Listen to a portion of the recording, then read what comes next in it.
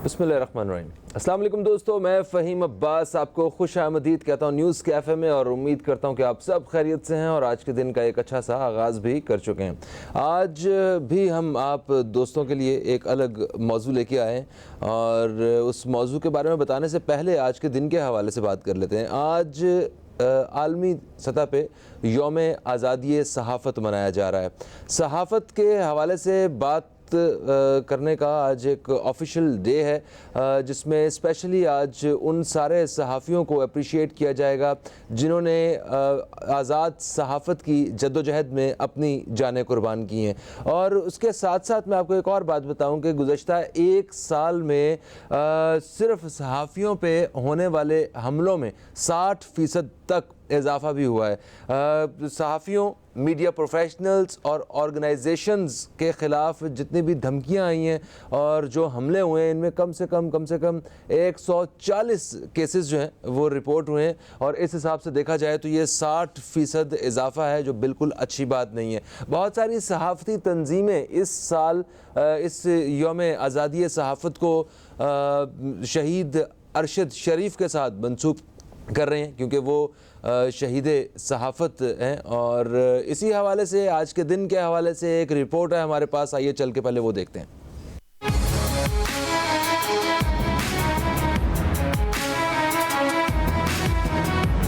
आज़ादी सहाफ़त का दिन आज पाकिस्तान में भी मनाया जा रहा है। इस दिन को मनाने का मकसद अवाम में आज़ादी सहाफ़त की कद्र कीमत और आज़ादी सहाफ़त के लिए जुर्रतमंद सहाफ़ियों की कुर्बानियों का इदराक कराना है। अक़वाम मुत्तहिदा ने यौम आज़ादी सहाफ़त को मनाने का बाकायदा आगाज़ 1993 से किया, जबकि इसकी दाग बैल 1991 में डाली गई। यूं तो निडर सहाफ़ियों और आज़ादी सहाफ़त को पूरी दुनिया में मुश्किलात दरपेश रहते हैं। आमतौर पर दुनिया भर में सहाफ़ियों को सच और आज़ादी इजहार की पादाश में तशद्दुद का निशाना बनाया जाता है। इसके अलावा बाज़ औक़ात सच के सफ़र में सहाफ़ियों को अपनी जानों का नजराना भी देना पड़ता है। यूं भी पाकिस्तान का आईन अपने तमाम शहरियों को इजहार की मुकम्मल आज़ादी देता है, इसीलिए आज़ाद सहाफ़त को मुमलिकत का चौथा सुतून करार दिया जाता है। आज के दिन पूरी दुनिया की तरह पाकिस्तान में भी आज़ादी सहाफ़त के हवाले से मुख्तलिफ तकारीब और सेमिनार्स का इनकाद किया जाता है और पाकिस्तान में जमहूरियत की बका के लिए आज़ादी सहाफ़त के रोशन किरदार को खिराज तहसीन पेश किया जाता है।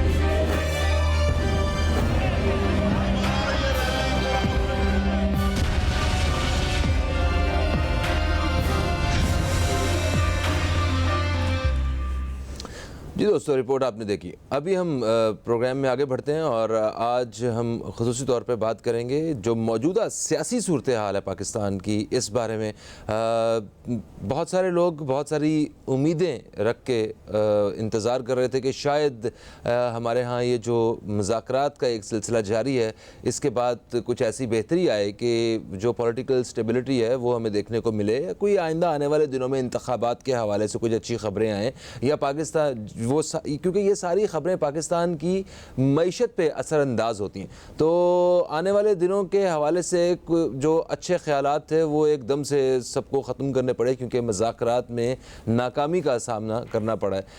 आखिर इन मज़ाकरात की जो नाकामी है उसकी वजूहात क्या थी और क्यों मतलब हुकूमत के और जो अपोजिशन के बीच में जो मज़ाकरात थे वो नहीं हो सके।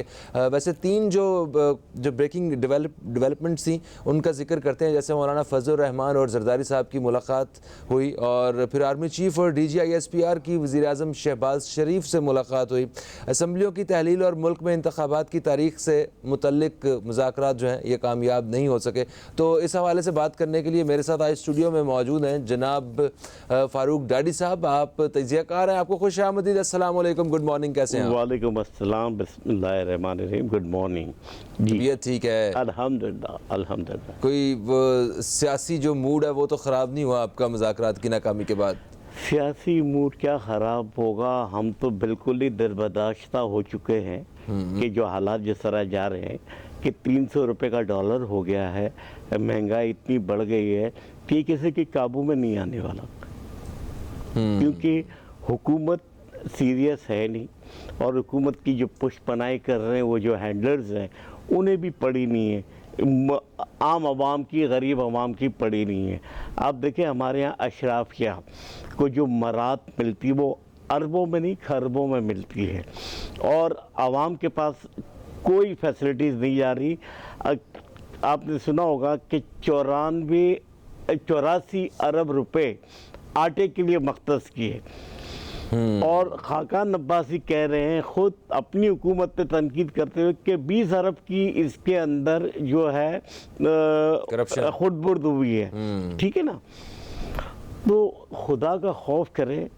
लोगों को बेचारे 80 साल 70 साल के बूढ़े और बूढ़ी औरतें लाइनों में लग रही हैं, लोग मर रहे हैं, लेकिन इनको एहसास नहीं है।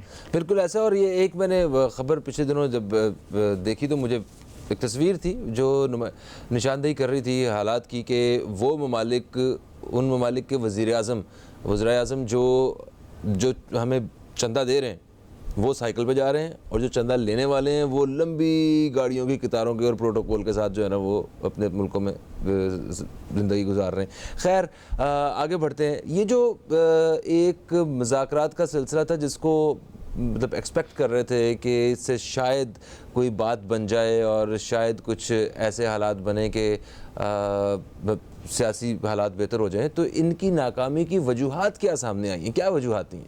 देखिए, सुप्रीम कोर्ट ने आइन की तशरीह करते हुए पहली बार जस्टिस बंदियान ने एक हिम्मत दिखाई, और उन्होंने बजाय ये कि नज़रिया ज़रूरत के तहत फैसला करने के वो आइन के साथ खड़े रहे, और आइन की तशरीह के मुताबिक उन्होंने एक ऑर्डर पास किया कि आपने 14 मई को इलेक्शन करवाने हैं, जिसमें हुकूमत के हल्कों से और इन्होंने बड़ा शोर मचाया। तो फिर सुप्रीम कोर्ट ने एक डायरेक्शन दी कि आप आपस में, ये उसका हुक्म नहीं था, ये उसकी एक डायरेक्शन थी कि आप आपस में बैठ के अगर कुछ तय हो सकता है आपस में तय कर ले, तो फिर हम उसके मुताबिक कोई लचक जो भी है कानून में उसके मुताबिक हम चलें।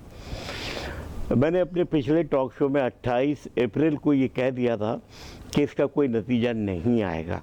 ये 27 अप्रैल को शुरू हुए, दूसरा सेशन 28 अप्रैल को, और तीसरा सेशन कल 2 मई को हुआ। और कल ये बात सामने आ गई कि ये सिर्फ 2 चीज़ों पे मुत्तफिक हुए हैं कि ये इलेक्शन जो है वो केयर टेकर गवर्नमेंट के तहत होंगे। वो तो हमेशा ही होते हैं। वही तो एक मज़े का खेज बात है कि आज तो कौन सा इलेक्शन है जो केयर टेकर के बगैर हुआ। ये तो नहीं हो सकता कि शहबाज शरीफ की हुकूमत और वो इलेक्शन कराए, ये तो हो नहीं सकता। जी हाँ। तो बहरहाल ये एक इन लोगों ने, हुकूमत ने एक डिले टैक्टिक्स का सिलसिला रखा है। हुकूमत ये चाहती है कि ये इलेक्शन को हम अक्टूबर तक ले जाए ताकि काजी फायज़ ईसा जो है वो चीफ जस्टिस आ जाए और वो अपने मनपसंद फैसले लें। अब मसला सारा अब आप देखिए काजी फायज़ ईसा का रोल सर, ये मैं माफ़ी चाहता हूँ, अदलिया के हवाले से भी इस तरह की तकसीम का मतलब पैदा होना ये कितनी नुकसानदेह बात है। और जजेस के ऊपर ये इल्ज़ामात के उनका सियासी तौर पे जो झुकाव है वो फ़लानी पार्टी के साथ है या फ़लाने इदारे के साथ है, तो ये कितना अनहेल्दी है किसी भी सोसाइटी में जजेस के ऊपर इल्ज़ामात का होना। और ये इन इल्ज़ामात का कि मतलब देखें दोनों फरीक जो हैं वो ये कहते हैं कि हमारे लिए सुप्रीम कोर्ट का फ़ैसला जो है हमारी सर आंखों पे, ठीक है, बट तस्लीम करने के हवाले से जजेस के ऊपर इल्ज़ामात हैं कि ये उस पार्टी के हैं, ये उस पार्टी के हैं, इनका फ़ैसला जो है वो थोड़ा सा उसका झुकाव उधर हो सकता है या उसका झुकाव दूसरी तरफ हो सकता है। तो ये कितना अनहेल्दी है, इस पर थोड़ी सी रोशनी। सर, आप झुकाव की बात ना करें तो खुला ऐलान करके चलते हैं। अब आपने देखा नहीं कि उस दिन नेशनल असेंबली में जब बुलाया गया तो सिर्फ एक जज फायज़ ईसा गए और 14 जजेस नहीं गए, 15 जो जजेस हैं इस वक्त सुप्रीम कोर्ट के। गुज़िश्ता कल जब चीफ जस्टिस बंदियाल साहब ने एक जजेस के अंदर यकजहती के लिए कि हम बैठ के एक डिनर पे इनवाइट किया, तो 14 जजेस ने अटेंड किया वो डिनर, लेकिन जस्टिस फाइज ईसा वहाँ पे नहीं गए। अब आप देखें कि ये अगर हम तारीख देखें, ये जस्टिस मुनीर से शुरू होता है, जब मौलवी तमीज़ुद्दीन वाला केस था और उन्होंने नज़रिया ज़रूरत के तहत एक ऐसा फ़ैसला दिया जो कि उसकी वजह आज तक हम वो भुगत रहे हैं, नज़रिया ज़रूरत। इसी नज़रिया ज़रूरत के तहत 4 मार्शल लॉ लगे हैं और इन मार्शल लॉ ने हमारी बुनियादें हिला के रख दी। आप देखें कि मशरक़ी पाकिस्तान हमसे 2 लाख हुआ और ये याया खान के दौर में हुआ, और ये कि जो जुल्म बर्बरियत मशरक़ी पाकिस्तान में हमने हमारी अवाम पे की, तो आज वही चीज़ अब मगरबी यहाँ पे आज पाकिस्तान में वही चीज़ दोहराई जा रही है। सर, आपको नहीं लगता कि जब सियासी हालात इस कदर बदतरीन हो जाते हैं तो जब मार्शल लॉ लगता रहा है, मतलब जब सारा कुछ अच्छे तरीके से चल रहा हो, मुल्क तरक्की कर रहा हो, सारे हमारे हुक्मरान ईमानदारी के साथ अपने काम जो है ना सर अंजाम दे रहे हो, तो क्या ज़रूरत है कोई तीसरा फरीक आएगा और आके जनाब सारा चार्ज संभालेगा? देखिए, भुट्टो साहब से मैं शुरू करूंगा, मैं अभी अयूब खान के मार्शल लॉ पे नहीं जा रहा हूँ। भुट्टो साहब अच्छा काम कर रहे थे, एक मुस्लिम उम्मा को वो लेके चल रहे थे। शुरू में जो उनके जो फैसले थे वो मुनासिब नहीं थे, जिसमें नेशनलाइजेशन ऑफ इंडस्ट्रीज़ और स्कूलिंग और ये सब हुआ, वो फैसला उनके कामयाब ना रहे। लेकिन बाद में उन्होंने बड़ी तेज़ी से इस पर काबू पाया और मुस्लिम उम्मा को जमा किया, और लाहौर इस्लामिक समिट कॉन्फ्रेंस, ये चीज़ें हमारे सुपर पावर को बहुत नागवार गुजरी और उन्होंने हमारी एक जो चीफ ऑफ द आर्मी थे उनको एंगेज किया और भुट्टो साहब का तख्ता उलट दिया।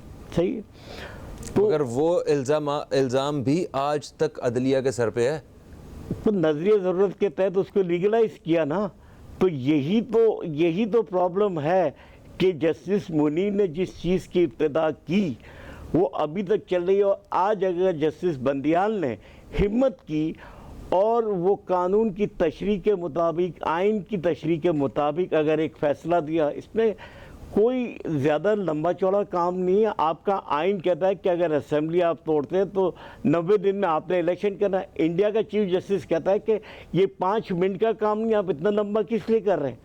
मैं होता तो पूरा 5 मिनट में इसका फैसला करता। तो अब आप देखें कि हमारे यहाँ जस्टिस रफ़ीक तारड़ का रोल, उन्होंने किस तरह वो जजों को ब्रीफ केसेस दिए और किस तरह नवाज शरीफ ने इसी सुप्रीम कोर्ट पे हमला किया और जजों ने अपनी जान बचा के निकले, और इन्होंने जस्टिस सजाद अली शाह को फिर वो ब्रीफ केस दूसरे जजेस को देख के उनको ख़रीदा गया और ख़त्म की हुकूमतें। और अभी हमें ज्वाइन किया है टेलीफोन लाइन पे कर्नल रिटायर्ड असद महमूद साहब ने। अस्सलाम वालेकुम सर, कैसे हैं आप? अल्लाह के शुक्र, अल्हम्दुलिल्लाह। वालेकुम अस्सलाम, आप खैरियत से हैं? अल्हम्दुलिल्लाह, बड़े दिनों बाद आपसे बात हो रही है और इंशाल्लाह ये सिलसिला जारी रहेगा। सर, मुझे बताएं कि पीडीएम और पीटीआई, क्या मतलब इन दोनों के बीच में कोई ताल्लुकात बेहतर मुस्तकबिल में नज़र आते हैं आपको? कोई हमारी सियासत में कोई थोड़ी सी स्टेबिलिटी नज़र आती है आने वाले दिनों में आपको? बिस्मिल्लाहिर्रहमानिर्रहीम। फ़हीम साहब, आपका बहुत शुक्रिया। मैं तो जब इवन मुज़ाकरात शुरू भी हुए थे तो आई से जी कि ये तो बेसिकली आग और पानी का मिलाप कैसे हो सकता है, या आग और पेट्रोल का कहना चाहिए, आग और पानी नहीं। ये दोनों तो एक तरफ आग है तो दूसरी तरफ अंदर पेट्रोल की सिचुएशन है, और ये अभी नहीं है। इसी को थोड़ा सा पीछे चले जाएं, पीछे नहीं काफी, बल्कि 77 की बात करें, देखें ना, उस वक्त भी मुज़ाकरात का दौर डाला गया था, सारा कुछ है।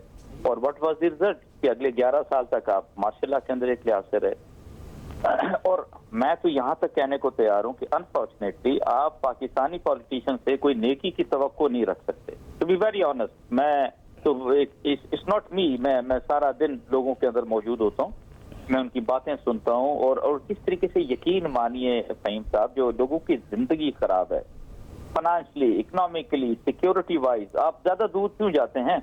कोई आप कराची में आए दिन जो कुछ हो रहा है, ठीक है, 15 साल से तो पीपल्स पार्टी की हुकूमत है ना, तो आपने को देखा कि आपने कराची पुलिस को या उनका जो इंटेलिजेंस नेटवर्क है वो बेहतर तरीके से काम करता है, वो नजर आए कि स्ट्रीट क्राइम खत्म हो या किसी तरीके से लोगों की मुश्किलें जो है वो खत्म हो, या कोई चीज अगर कोई चोरी हो गई टाका पड़ गया, रिकवरी हो गई। नहीं, हम सारी हदें क्रॉस कर चुके हैं। मैं आपसे ये बताऊं, हम जो मर्जी मोर्दे इल्जाम ठहरा लें कि जी नहीं वो पुलिस ने किया, वो ब्यूरोक्रेसी ने किया, वो डिफरेंट डिपार्टमेंट से गवर्नमेंट के उन्होंने किया।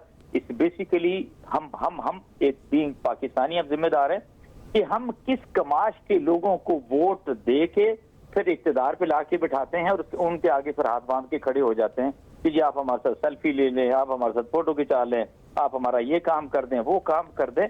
तो जब जिस तरह की नेचुरली फिर कौम होती है, जिस तरह की हम हाकिम मुसल्लत खुद अपने ऊपर करते हैं, आप उठते लगते, तो इसी तरह की सिचुएशन नजर आनी है ना। तो आने वाले दिनों में आपको क्या लगता है सर, मतलब कि ये तो एक बंद गली वाला रास्ता आप दिखा रहे हैं, कोई ऐसी होप आपको नजर आ रही है कि हालात पाकिस्तान में बेहतर हो जाएंगे आने वाले दिनों में? ऐसे फहीम साहब बड़ी ब्लीक सिचुएशन मुझे नजर आती है। देखें ना, मैं तो इसको इस नुक्ता नजर से लेता हूँ कि पीडीएम की हुकूमत 1 साल के अंदर मैं समझता हूँ कि जो उन्होंने एक रोल प्ले करना था, एक नेगेटिव और पाकिस्तान दुश्मन रोल, वो उन्होंने प्ले कर दिया। आज आप देख लें कि अगर ग्रोथ रेट अगर ओके जी 6 था या ओके 5.6 था, तो उसको उठा के 0.08% जो क्लेम करते हैं कि हमने कर दिया। हर वो चीज जो कि पिछले साल फर्ज करें 100 रुपए की थी, तो वो अभी वो 200 रुपए से ऊपर चली गई। यानी महंगाई को तकरीबन ये 200% इन्होंने इंक्रीज कर दिया। पेट्रोल की कीमतें देखें, गंदम की, आटे की, दालों की, हर चीज के अंदर है। वर्चुअली कोई कंट्रोल ना पीडीएम हुकूमत का है और ना उनके इत्तेहादियों का है और ना सिंध के अंदर कोई पीपल्स पार्टी का। हाँ, एक कंट्रोल नजर आता है, ये पीडीएम वाले या फिर पीपल्स पार्टी वाले, दे नो दी आर्ट के करप्शन कैसे करनी है, आप कैसे। मगर असद भाई आप ये देखें कि आप इंडिविजुअली अगर पीपल्स पार्टी या मुस्लिम लीग नून या इनके किसी भी इत्तेहादियों से अगर आपकी मुलाकात हो या आप उनसे डायरेक्टली अगर पूछें, तो उन्हें 100% यकीन है कि वो आने वाले दिनों में भी इंतखाबात के बाद वो ईमानों में बैठे होंगे। बिल्कुल ऐसा ही है। और वो वाई बिकॉज देखे ना, अगर अब तो इलेक्शंस का खर्चा जिस तरीके से बढ़ता हुआ नजर आ रहा है, नो आई कैन से कि शायद एक एमपीए की सीट के ऊपर भी कोई किसी का भी 40-50 करोड़ का खर्चा होगा। अब मैं, आप और फारूक साहब तो ये खर्चा अफोर्ड नहीं कर सकते कि हम एमपीए का इलेक्शन लड़ रहे, but to talk of MNA के इलेक्शन की बात करते हैं। ये पूरा सिस्टम मैं समझता हूँ कि पोलूट हो चुका हुआ है। और मतलब किस चीज का, फ्रैंकली स्पीकिंग मैं आपसे कहूँ कि आप रोना रोए, इतना व्हाट इज हैपनिंग। और देखे ना, जिम्मेदारी अगेन आप उससे किसकी है? ओके जी, इन पॉलिटिशियंस की है। और it is not only the PDM, Imran Khan साहब भी इक्वली एक लिहाज से रिस्पॉन्सिबल है हमें इस प्रॉब्लम के अंदर एक लिहाज से लेके जाने में। अच्छा भी ठीक है, मैं एक बात करता हूँ जी जी, उनकी हुकूमत खत्म हो गई थी ना, वो थोड़ा सा सब्र का घूंट पी लेते, लोगों को तो आप वो रखते ना, एक्टिव रखते, सारा कुछ करते। और आप क्या करते, आप पंजाब के अंदर भी बैठे थे, केपी के अंदर भी बैठे हुए थे। इन्होंने vote of no confidence, vote of confidence भी चौधरी परवेज इलाही ने ले लिया था। अगले 6-8 महीने उनको किसी तरह का मुश्किल एक लिहाज से नहीं था। ये थोड़ी सी जल्दबाजी और गलत फैसले भी हमें गलत डायरेक्शन की तरफ लेके गए हैं। पंजाब असेंबली में हॉर्स ट्रेडिंग शुरू हो गई थी, जिसको रोकना बहुत जरूरी था। Sir thank you so much. आप हमारे साथ टेलीफोन लाइन पे मौजूद है। सर शॉर्टली आप कोई इसके ऊपर चर्चा करना चाह रहे हैं? ब्रदर, मैं इन्होंने जो बात कही, देखें इमरान खान की जब हुकूमत रिजीम चेंज के तहत हटाई गई, तो उस वक्त खजाने में 18 अरब डॉलर मौजूद थे। बिल्कुल ऐसा है। और हमारी इकोनॉमी इतनी तेजी से आगे बढ़ रही थी कि आप देखिए 3.5 साल दौर में इमरान के 2.5 साल तो कोविड में रहे। कोविड के अंदर सारी दुनिया की इकोनॉमी तबाह बर्बाद हो गई, लेकिन पाकिस्तान वाहिद मुल्क था जो ग्रो कर रहा था। फिर सैलाब वाला भी मामला रहा। भाई सैलाब वाला मामला रहा तो हमने ये देखा नहीं कि अर्थक्वेक के टाइम जो पैसे हमें मिले, तो ऑन रिकॉर्ड है इंग्लैंड में जो शहबाज शरीफ ने उसमें से पैसे खाए, तो क्यों उसको सू नहीं करते? जब बरतानिया के एक अखबार ये दावा कर रहा है कि इतने पैसे, इतने मिलियन पाउंड जो हैं वो शहबाज शरीफ ने अपने अकाउंट में डाल दिए, जो कि सैलाब ज़दगान वो उनके लिए थे, अर्थक्वेक वालों के लिए थे। तो इस तरह आप देखें ना, इस बार सर ये आज इनके ऊपर किसी के ऊपर भी, शहबाज शरीफ की बात नहीं कर रहे हैं हम लोग, शहबाज शरीफ साहब की, हम किसी भी सियासतदान की बात कर लें, इनके ऊपर कोई केस खोलें, फ़ौरन ऐसे बीमार पड़ते हैं कि अदालत को फैसला करना पड़ता है कि यार कहीं ये हमारे गले ना पड़ जाए, भी ले जाएं बाहर, और बाहर जाके बिल्कुल तंदुरुस्त हो जाते हैं। मुल्क वापस आने की बात होती है, फिर बीमार हो जाते हैं। तो ऐसा लगता है कि शायद कानून को भी मतलब हम लोग जो है वो उसकी आंखों में जो है ना वो धूल झोंक रहे हैं। सर आपने एक चीज़, शहबाज शरीफ का बयान ऑन रिकॉर्ड है कि 2017-18 में बाजवा ने कहा कि हम तुमको प्राइम मिनिस्टर बनाते हैं, तो उसने कहा नहीं मुझे नहीं, आप मेरे भाई को बनाए नवाज शरीफ को। तो बाजवा कौन होता है इस ऐसे फैसले करने वाले?